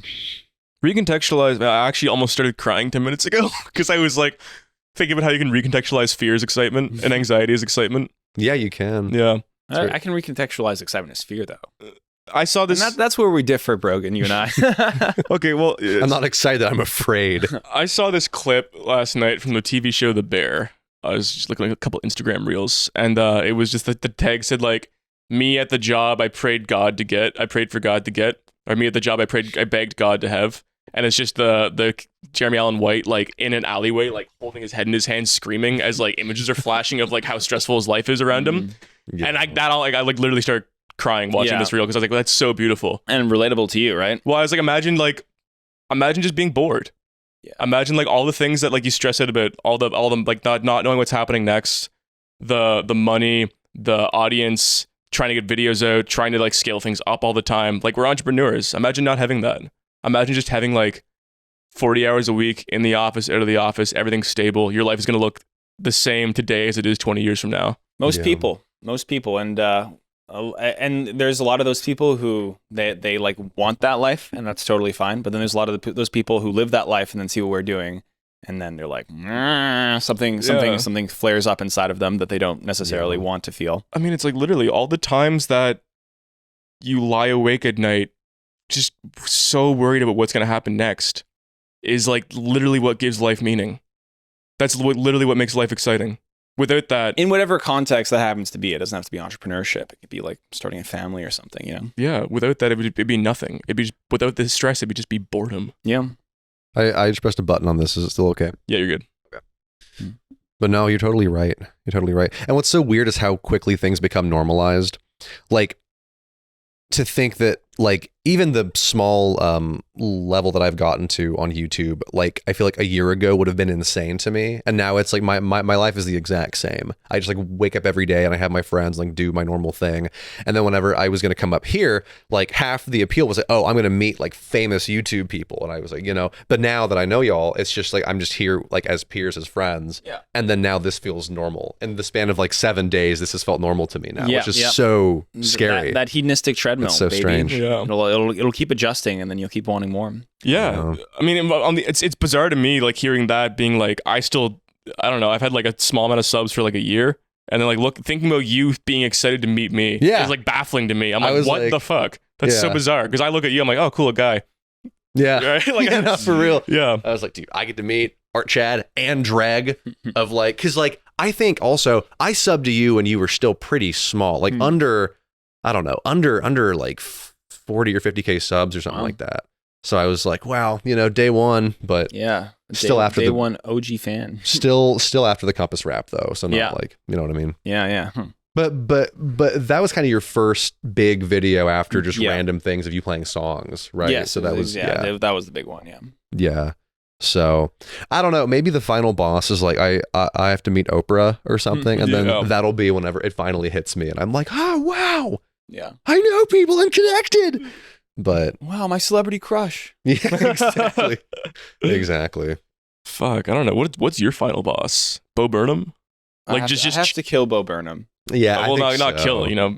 I said what I said. Okay, now I'm gonna make the J-Reg versus Bo Burnham rap battle. I just decided Okay. 5 seconds ago. Yeah, you're gonna deep fake me. Yeah, I won't even have you in it, even though Even though I you have know access you to and you me could and you be could- in it. you just deep fake me? I'm Yeah. still gonna find like just like some skinny curly haired Jewish looking guy to play Awesome. you, and then You should make it'll it. be. Craig opens up. Bo Burnham does his first, and Craig's verse in the second verse is like, "I'm sorry, I didn't mean anything I said. I'm really, really sorry." Is it too late to be friends? Yeah, and then they're friends, and then he's like, "Yeah, let's go for coffee," and then like the rest is just Yeah. a nice friendly chat. Da, da, da, da, da, da, da, da, da. Yeah. Greg pulls out the Cummer costume. Bo, I have a crazy skit. But this is gonna be so funny. I had to pitch this to you. It's pee versus poo versus cum. It's weird. Like, I've met a lot of famous people now, and like, I'm not really motivated just by meeting a famous person. Like, if I met, Cause and Drake tomorrow, it wouldn't really change my life that much. But what is interesting to me is like making meaningful connections. Yeah.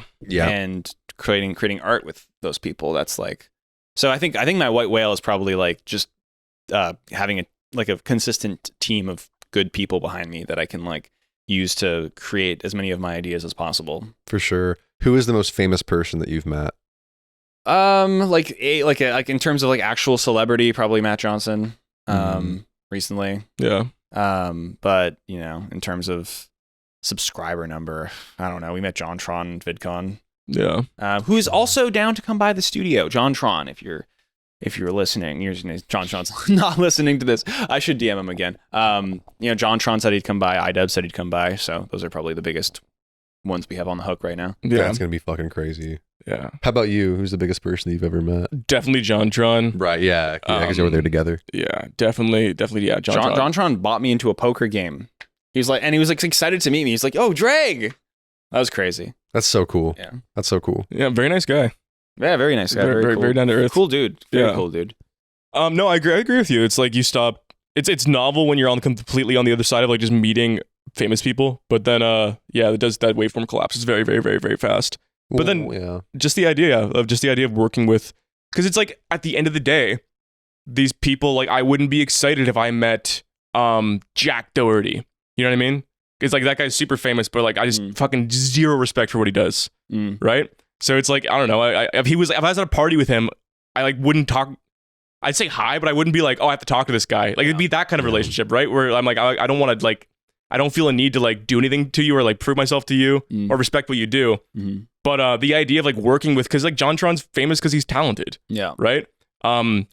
Most people who are like, especially in YouTube, where they're like down to earth, they're big because they're talented. The idea of working with people who are so talented that they've received such an astronomical level of success through their talent, and then working with them and like maintaining a relationship with them. Yeah, exactly. That's way cooler. Yeah, and then like you meet the human, not the persona, not the brand, like the actual flesh and blood person, and then you see how they are behind the scenes. Yeah. I mean, we're both new to this, but you've definitely experienced this, I'm sure, recently. It's just like everyone's normal and nice. Yeah. YouTube is like, super. People are very nice. Yeah. Very kind, very talented. Yeah. No dicks up here in Toronto. Not a single dick. Yeah, I mean, we're kind of self-selecting because the YouTubers that'll actually leave their cube and come hang out with us and talk to us, that's probably just a sign of having social skills in the first place. Self-select. I'm sure there's a lot of neets who are just like, nah. But I've never met them, so it doesn't really matter to me. Yeah. Y'all should get Aiden Ross to come out Aiden and do Ross. that. I'd love to get Aiden Ross to I'd come get by. Aiden Talk about pure talent. You know what I mean? Like, Yeah. Talent, famous because he's talented. Yeah. Famous because he's talented. I fucking chat with Aiden Ross as a cultural. He's like a cultural phenomenon. That's really interesting. Yeah, for sure. Yeah. He doesn't seem like a bad like Jack Doherty seems like a bad person from what I can glean from. Yeah. I can confidently say that. Yeah, he seems like a bad person. Aiden doesn't though. Is that the guy who was like? Was he the guy that was like, I don't go home for the holidays? Jack Doherty? No, he's like Jack Doherty's like 19 or 20. He's just like invincible. Like acts like a dick. Like he films like prank videos where he like goes to a mall and like just shoulder checks people, and then he has like a 6'4" tall black guy behind him. I would invite that guy on the podcast and kill him. Yeah, he's pretty widely known. He's just like, I don't think it's all just like shock. That's a joke. YouTube. Yeah, in Minecraft. But it's shock content that goes viral really fast. I'm sure he'll be like a mentally ill schizo doing live stream IRL content when he's 30. Yeah, I hope his life takes a really dark turn. Like he gets killed by Hezbollah. I hope he gets beheaded. I hope he gets beheaded by Hezbollah. Send him to the Poop Festival. In Minecraft. Yeah. Send Jack to the Poop Festival instead. Then he'll get trapped in Europe or wherever. Yeah, we kidnap Jack Doherty and make him play poop in the poop versus pee versus cum rap. We have a gun to his head off camera the whole time. Start farting. Like A fate worse than death. But we don't mean any of this. Of course not. Of course not. Aiden Ross, come by. I don't feel the same way about you. I feel like I want to have a chat with Aiden Ross. I'd talk to Aiden Ross. Yeah, that's fine. Yeah, Andrew Tate. Obviously would have Andrew Tate. Of course. That'd be awesome. I would love to have Andrew Tate. Yeah, there's so many questions I've wanted to ask Andrew Tate. Genuinely, there's so many questions I want to ask Andrew Tate that I've never heard anyone ask. How was it like when you raped that child? You know, that'd be a good question to ask. It's okay. We can get that part out. No, it all stays in if we need to. I'd just like to ask him his opinions about like money. He just makes like communist talking points, but his conclusion is power. The conclusion isn't egalitarianism. The conclusion is power. But he makes like, I've said that forever. He makes like the perfect. If you want to talk about the concept of like the postmodern neo-Marxist, every single talking point except a different conclusion. Yeah, I mean he's made great points about economics and how like the world is set up to fuck over your average person, but then I've always wondered why he says that he's like, I don't want to change the system at all. I just want to teach people how to beat the system from how it is. Yeah. But I'm like, why wouldn't you want to try to change the system? You know what I mean? Yeah. I mean, it's the same with... So I would ask him that. There's not going to be a million Andrew Tates, right? It's like it's a finite resource. Well, soon there will be 0 Andrew Tates if he ends up going to prison in Romania. Yeah. But, you know, we'll see about that. How much of that do you think is the fact that he's probably the richest person in Romania? And what's the GDP of Romania? Like, it's probably shit. Like under $1 trillion, definitely. Yeah. That they can just take this guy and then like take it. You know, they impounded all of his cars. They're gonna sell his cars, and then the GDP of Romania will go up by $500 million. I've wondered that. Like, are they like, oh, we can take this guy's assets and make more money? It is weird though, because I do think that he is guilty of the things that they say that he is, but they keep dragging out these court cases and then putting him back in his house, and then 2 months later they put him back in jail, and it's like this like never-ending thing where they keep saying they have evidence but they don't ever show it directly. Yeah. So I'm like, either be done with the case and lock him up, or like don't keep like dripping things along the way. It makes it seem like it's kind of a sham trial from the Matrix. It makes it seem a little bit sketchy. It does. It does not help their case at all. It does. And this is a man who is admitted to having sex with a 15-year-old. Yeah, I mean, like, it's not hard to do. Like, why is this so hard? It's like, just get him. Yeah, he had slept with a 15-year-old and admitted to it. Just get him on that. Well, age of consent's 14 in Romania. So. 16.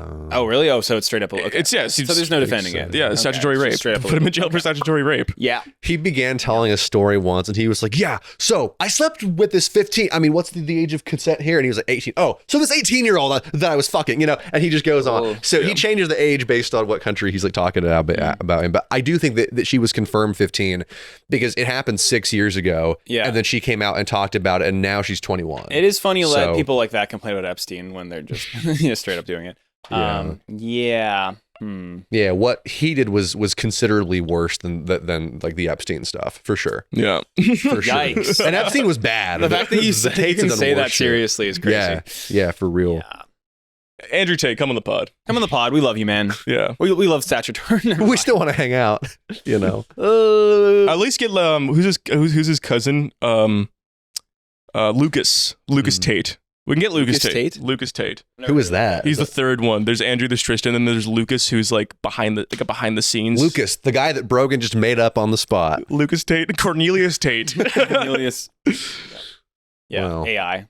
the AI Tate brother.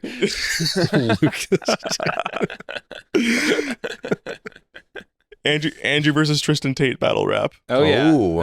that's not a bad. Actually, there's some interesting differences to pull on there. Yeah, one's Muslim. Tristan's Christian and Andrew's Muslim. Yeah. Interesting. Yeah, Tristan is more of a follower. Andrew's more of a leader. Tristan's more like he's got more respect for institutions than Andrew. There's a lot more. There's a lot of things you can do. I think the main personality difference is like in Myers-Briggs terms, Tristan is an ESTJ and Andrew is an ENTJ. And the ENTJ is more like intuitive, forward-thinking, more eclectic in their beliefs, more schizo. And the ESTJ is more like past thinking and like institution structures, power structures, like these things they have an inherent kind of respect for. So Interesting. I do like unironically like Tristan Tate. Like he's a lot funnier and his life advice is a lot more sound and his conclusions are a lot more sound. He even talks about like community way more.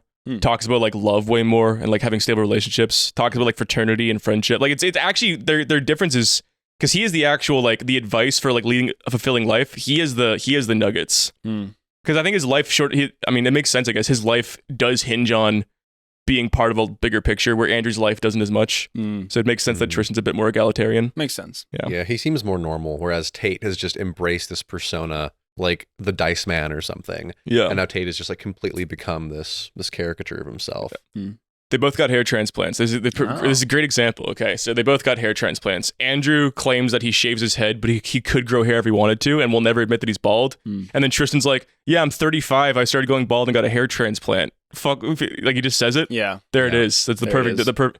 One guy, you can't have like the power gets exhausting. Like because power you have to maintain, and like you can't let that veil slip. You can't let any holes go through that veil. Like if you're going to be that person to that extent, you have to be like activated 24/7. Yeah. Right. And I that is like the price of greatness. Whatever you define greatness to be is fucking being on all the time. What do y'all think that Tate's life is like? Like, what is his mind doing when he's laying in bed at night and he's by himself? Like, what is he? Is he still in that mode, or does he just go like, he just like curls up and cries? Well, he has made some tweets about curling up and crying when he's going to sleep. Has he? He was like, Oh. one of his tweets is like went to bed crying, thinking about my father or something. It's like, I haven't seen that. I saw the thing he said whenever he was asked if he cried while in prison. And he was like, I shed tears, but I did not cry. Water fell from my Water fell from my eyes, but I did not cry. Men do not cry. And it was like, what the fuck does that mean? Like, no, that's awesome. He's got a heart. He's not a psychopath. Yeah, Maybe. you'll talk about how he like rants about the importance of having brothers and community and stuff. Yeah. Andrew or Tristan? Both of them. of them. Tristan more, but Andrew as well. He talks about like having just the network, how important the network is. But it's great. I mean, I think about Sneeko way more than anyone should think about Sneeko. Yeah. Because Sneeko's my goat. Like early Sneeko, that was like my inspiration to get into YouTube. I was like, oh wow, okay. Genuinely, I Interesting. was like, this is amazing content in every sense. It's introspective, it's storytelling, it's amazing editing, it's Yeah. consistent. This guy works very hard. And now just watching him lose it. The fall. And he talks about, I was thinking about this morning, that he talks about how you shouldn't care what anyone thinks about you, and that mindset has destroyed his life. Because you should care. It's like you conflate, when you walk down the street, someone walks up to you and says, I don't like your shoes. Like, don't care what that guy thinks, right? When your fucking family won't invite you home for Christmas anymore and you think they're all wrong and I'm right, that is antisocial narcissism. Yeah. And you adopt this, like, you build a fucking mind fortress of cope by being like, I don't care what people think about me, to the point where you isolate yourself entirely. And you should care what people think about you. If your friends fucking hate you all of a sudden, you did something wrong. Yeah. Right. Right? You should For really sure. care about it. And Yeah. like, it's just cope to say it doesn't matter. It's this classic dichotomy of as you grow on YouTube, you're going to run into like these little mini cancellation problems. And you can either, you have two options. Which way, Western man? Spineless worm that does whatever people want from them and has no actual values, or be most insufferable motherfucker on the planet. Yeah, quadruple down. And because I'm an anti-centrist, you got to pick one or oscillate between those two extremes. There's no middle ground. Mm. Yeah. I don't know. I feel like a lot of that can just be avoided by just ignoring it. Yeah. Like if there's a thing happening in your comment section and you just don't respond, I feel like it would go away pretty quickly. They don't see you bleed. And then there's Yeah. no more piranhas. Yeah. Yeah. Possibly. I mean, it takes a lot of balls to apologize and admit you're wrong in a way that is unprecedented, because it can totally destroy your public perception if you apologize. I think it was like Joe Rogan's apology about like how many times he said the N-word. That's a great example, because it's like he came out of that on the other side looking better Mhm. than he did before.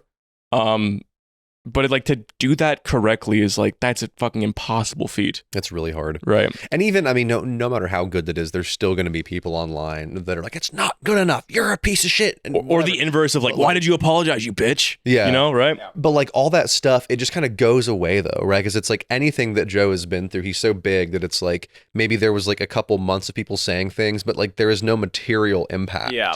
If his you're life in any irreplaceable, way. you cannot get canceled. Yeah. You only get canceled when you kind of fall off already. Mm. And you only become irreplaceable by providing value that no one else can provide. Yep. Yeah. So- if you're the only person making like this kind of art that only you can make and that everybody loves, you can't. They can't get rid of you. They need you. Yeah. Yeah. So we have to kidnap Joe Rogan. We have to clone his brain That's the conclusion. and then AI that, and then just make a perfect carbon copy. You've got an Andrew Tate skit in the works. You've got a good Tate impression. Yeah, I spent $1,000 on a latex muscle suit. Oh my god, 1,000. Yeah, it was a mistake. It was whenever I first made a bunch of crypto money, and I was just like, "Wah!" It was stupid. So yeah, I dropped $1,000, and I bought a shirt that was $700, which is very stupid of me. You got a shirt that was $700? Yeah. What is it? Yeah, I mean it's a good shirt. It's by this brand called Marnie. I know Marnie, yeah. Yeah, and so I bought the shirt from them. Are you wearing it right now? No, I'm not. But yeah, so that was stupid of me. But yeah, it's a muscle suit you can wear. It's full body. It's two parts. So there's the torso and then the legs. And I'm gonna wear it and be naked and do a skit as Andrew Tate. But it takes a lot of dopamine, and I have to do a bald cap as well. So I've kind of been putting it off. And it's the idea is like the Matrix has gone too far this time. Yeah. Because like the muscle suit has no Yeah, there's no genitalia. genitals, and So so, it's like Yeah. you do it. He's like, this time the Matrix has taken my cock and balls, and it like zooms out super quick, and it's just like him as a eunuch, you know. And then my idea was to have him do like serious commentary on economic problems, but like frame it as like this is the Matrix, you know, and why everybody's so poor and stuff. But I might just have him like run around naked and do like naked Andrew Tate shit. You know? I don't know. That's good. But the next time that I come, I'll bring the muscle suit if y'all want to do stuff with it, and we can like wear it and like go in Hell public yeah. on the street. And Yeah, that'd be really fun, actually. random Do a things with podcast it. with Brogan to the muscle suit. I had to cut the back of it because it's too small for me. I put it on myself once and it almost choked me to death. So yeah, the back is open now, but you can like still like slip it on front Walk through wise. the streets of Toronto in that muscle suit. Yeah, you totally could. It's pretty cool. Not worth $1,000. I bought it from a Chinese sex shop that sells like fetish wear. Oh my god, and that's so- crazy. Yeah, and so it shipped from China, and they have a version of the same suit with a giant dick on it that like can fuck people. Awesome. Oh my God. But mine is not The Matrix has sexual. taken my cock and balls. They've gone too far this time. The Matrix has gone too far. Yeah, so that's the idea. One thing I think is sad is the convergent evolution of conspiracy theories. So we used to have all these like, you know, UFOs and Sasquatch and lizard people, the Hollow Earth people, and the Matrix. That's kind of like a fun, you know, but then it's all Jews now. Have you noticed this? Yeah, Yeah. every conspiracy ends in a Jewish rabbit hole. Yeah. Yeah, That's convergent evolution. It's like they all end in Jews. Yeah, it's sad to me that people are going to explain away the complexity of the world into simple binary answers, and then they only do it to sleep better at night. They don't do it for any, like the person naming the Jew has no solutions. They just want to like, oh, this gives me like comfort to be like, it's this. It's just this. Yeah. What do you do? What Nick Fuentes? What's your next step? You fucking keep pointing them out? Come on. Yeah. Yeah. Like, there's no. We might change our opinion after we get Fuentes on the pod, though. Yeah, no, when I was getting my degree in psychology, one of the things that stood out to me was learning about why people get into conspiracy thinking. And one big thing, it's just a resolution for anxiety. So it's like if things just happen in the world and it's chaotic and a bad thing could happen to you, that produces a lot of anxiety, right? But if it's like, well, no, everything is in perfect order and everything bad that happens for this reason. COVID didn't just happen because shit happens. It happened because this one group of people made a virus. And then that implies that then if you could just stop that group of people, then bad things wouldn't happen in the world anymore. So it's a very comforting thought. It's a very simple thought.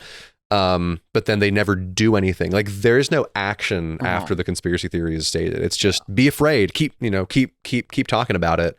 And that's kind of it. Well, So Have you ever listened to RFK explaining how the COVID vaccine specifically doesn't target Asians and Jews? It's pretty interesting. You should look into No, it. I haven't. Why is that real? Google that right now. I haven't heard Did he actually say that? Yeah, there's a clip of him saying that, and he says it targets the black population. Like this can be explained away by like black people were more vulnerable to COVID because of lower economic circumstances. But like he was basically making the argument that like it was racially targeting black people and it was avoiding Jews and Asians. And that's like possible an explanation of like why the COVID numbers from China were so low, even though they're just lying about it. Anyway, I like that conspiracy theory. Interesting. It's So like racially targeting. in the code of the vaccine itself, it doesn't like affect people that have Jewish or Asian DNA. It like affects them less or something. And like that's his explanation for why Jews and Asians were like less affected by COVID or something. Wow. What? Yeah.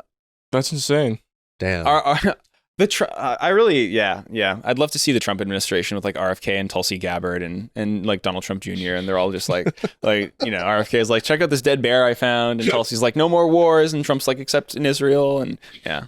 Yeah, I was about to do an RFK impression, but that'd be too mean. I won't do it. I want to no. Let's hear the RFK impression. Like, well, the thing about the Jews and Asians with the vaccine. I don't know. Yeah, it's just cruelty and bullying at a certain point. Yeah, he's been through a lot. Yeah. I don't give him guff for his voice. He's done a lot of rehabilitation on it. Yeah, it's okay. We can cut that part out too. No. We can It's keep all it. in. We keep everything. Okay, so I gotta pee. Okay. I do too. I peed right before I came in here because I was like, I'm not gonna have to pee in the middle. So y'all can both pee at the same time. Y'all can cross streams, and I'll just man the podcast Yeah. by myself. Y'all wanna? Let's do a pee rap battle. Y'all wanna do J-Reg P versus Brogan P? You would win that. I'm gonna piss. Yours is wild. Yeah. Yeah, is it a big stream? A thick stream? I don't know if I'm ready to talk about the piss situation. I'm gonna go pee first. Okay, Okay. Just gonna leave me and Greg by ourselves. but let the audience know there's a piss situation going on. Mm-hmm. Yeah, we My urethra, man. Let me tell you, it's not right. Yeah. Do you have the thing where there's like two like holes on the tip of your dick and it sprays out both sides? I've got a bit of that. the thing? I've got a bit of that going on, and also it just takes me like a long time. Yeah, like really? I'll be in there for a while. If you want to measure how long Brogan is peeing for, Mm-hmm. like just do like a rough estimate and then compare it with me after. Is it like it takes you a while to start peeing, but once you start, you pee? No, I have no problem starting to pee. Okay. Yeah. Is it like, why does it take you a long time? All right. to pee? You're asking so many questions. You're digging deep. I'm going to save this explanation for a tell-all YouTube video, which will get 5 million views. Okay. So I don't want to waste. I don't want to spill my vril, so to speak. Spill my piss. Yeah, that makes sense. That makes sense. Yeah, Secrets. it's very vague. I'm trying to understand. Is it like like the volume that comes out is very small, or your bladder is just so huge? I'm a skinny guy. I'm stretched out. Mm-hmm. But look, all I can really tell you is I want you to just take into account how long this is going to take me. All right. Okay. I will take note of this. And then the podcast by yourself. Okay. Well, hello guys. Welcome to the Rowan podcast. It's me by myself. I brought on a special guest today, Art Chad, also known as Brogan. How is it like growing up with the name Brogan? Pretty fun. Yeah, it's like a very Chad-like name. So I'll tell you this: there's a study that was maybe it's not replicatable. Maybe this is replication crisis psychology. Yeah. But there's a study where they had 3 pictures of men and 3 names. Okay, so there's one guy who had a fishing rod and a fisher hat. There was one guy in like business casual, like button up and dress pants, and one guy in a suit. 3 names: John, Jack, and Steve. And without knowing who was who, you had to assign the names to the correct person. People were correct 70% of the time. Oh, wow. All 3. Because Jack's the fisherman, Steve's middle management, John's the CEO, John's the guy in the suit. Interesting. Yeah. Okay. And they did the same with women too. It was like Deborah, Sally. Like Deborah's the CEO, Sally's like the middle management, and then the other one was like fucking Autumn or something, and Autumn's like the alternative girl. Right? So names dictate your situation in life. Deborah, Sally, and Vixen was the third name. Yeah, something like that. Destiny. This is taking a long time. Let's just take a moment. See how long Greg takes to pee. So Greg just has he just pees for a very long amount of time. It has to be a volume issue. So my theory is that Greg has a very small urethra, And so the pee just takes a really long time to come out of it because it's like such a little thin stream of piss. This will all come out in the pee versus poo rap battle. Yeah, he's going to talk about it then. That's whenever the tea is going to be spilled. That's when the pee is going to be spilled. Do you feel like your name is dictated who you are? Rowan's kind of a cool name. So that's not my real name. My real name is Benjamin. Yeah. Ben Rowan Reed? No, it's just Benjamin. That's my name. Is just Ben. Oh, you're not going to dox your last name? I could. It's Ben Nori. It's my last name. But no, I just picked Rowan as like it just sounded cool. I took it was Hoenn from Pokemon Gen 3. And I just put an R in front of it because it sounded cool. And okay, no, it's because I like the town Roanoke is a cool name, and then Hoenn, so I just made it Rowan. Which sounds like a warrior fantasy. That was a long time, Greg. Pretty crazy, right? Oh my gosh. That was the first, actually, the day I met Greg, who took a long pee, and I said that as soon as he came out of the bathroom. Yeah. I swear to God. One thing about me, I have some long peas. He's a long piece. Yeah, that was impressive, actually. Yeah. And I listened the whole time. There was pee that whole time. Yeah. Yeah. Wow. Okay. You know what they say about guys with big bladders? Yeah. Man, I would hate to have to watch you come. That would be crazy. He also said that exact line when I made the comment of how long it took to pee 2.5 years ago when I first met him. Wow, I haven't made that joke since then. So that's wild. Yeah. You did the same thing. Didn't finish it either. Yeah. Wow. You're a consistent guy. Maybe you're more consistent than you think you are, Greg. I didn't finish it. You didn't finish the joke. You're like, you know what they say about guys with big bladders? Oh yeah, because I don't have a punchline to that. Yeah, exactly. Man, really big dicks. There's probably something funny in there. huge cocks. You did a study at the University of Canada where if your dick is under 4 inches, it's actually really big. It's actually, so anyone with a small You guys should do penis. penises versus vaginas. Penises versus vaginas. I'm a dick and I'm gonna come everywhere. I'm gonna come and pee. I'm a vagina. I don't know if that's good for me.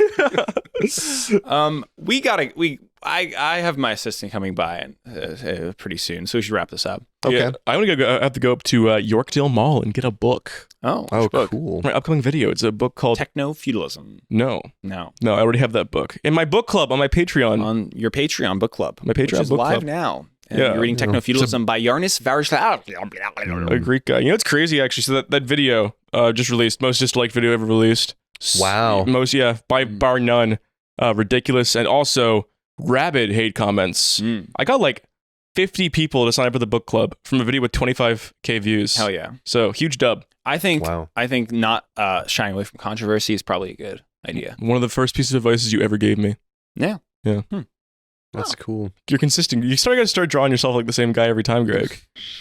I think I fear consistency because it's a responsibility to my own self to do the same thing. Greg, you're just a better version of the man I met 2.5 years ago. Huh. Okay, I'll take it. Well, we talked about a lot of things on this podcast, but one thing we are going to talk about now is killing Rowan. Oh. And okay. that's the real horseshoe theory. Bye, guys.